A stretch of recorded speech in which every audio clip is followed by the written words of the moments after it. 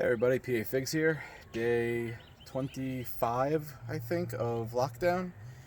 Trying to show you guys or at least how I trim a tree, trim the fig trees. So there's really no wrong way to do it. It's kind of an art form. Everybody has their own art. Everybody has their own way to do it.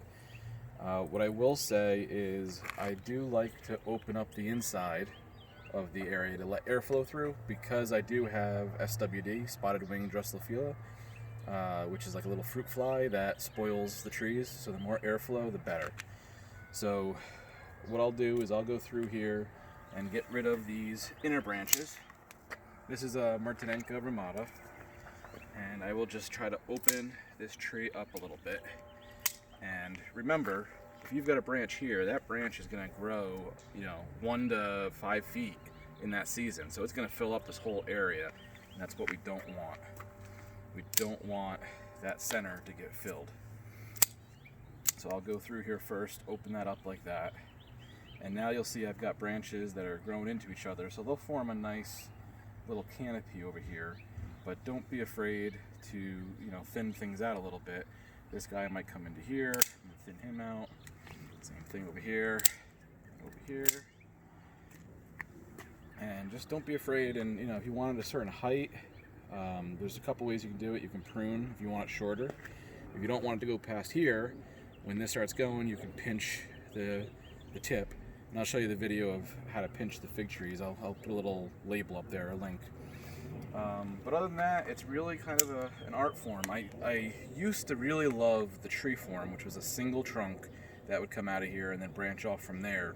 But I had too many problems with the trees where that branch or that trunk would start to have freeze damage or frost damage, and I don't really like to do that anymore. So now I kind of like this little bit of a vase, bush type shape. All of my trees are different. There's really no, again, right way or wrong way to do it. It's really more by feel. I'm gonna leave this. I'm tempted to cut this guy off because of the crowding here, but I'm hopeful that maybe this will spread a little bit more this way.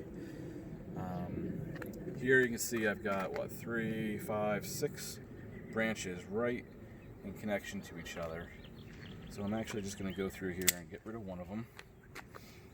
Same thing down here. I've got 4. I'm gonna get rid of the inward facing.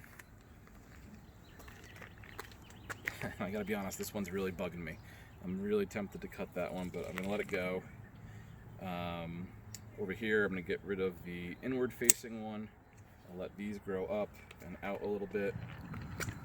This guy's the weakest. Gonna get rid of him. I'm gonna leave this one, even though it's coming in, because it's a little bit higher up. It'll fill in this area a little bit, still allow airflow down below. This one will hopefully spread over this way. Tempted to remove this guy, and I'm going to. Okay. That's where I'm going to leave it. You could literally cut this tree back to here if you wanted, all the way down, and it will regrow.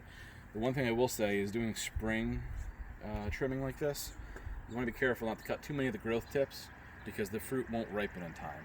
You want to make sure there's enough time to ripen, and this already has a good start on it. Okay, so that's all I'm going to do on this tree. You could root prune, but I will fertilize and do other things. I know this doesn't need to be root pruned yet, so I'm not going to worry about it, but I think we are in pretty good shape. This one's still bothering me. Don't be surprised if on a later video that's gone. But yeah, we are in decent shape here. I'm going to leave it like that for now. So, and you can see over here, we've been trimming trees, root pruning the bottom of them, cutting off some of the limbs, and we've got a mess to clean up.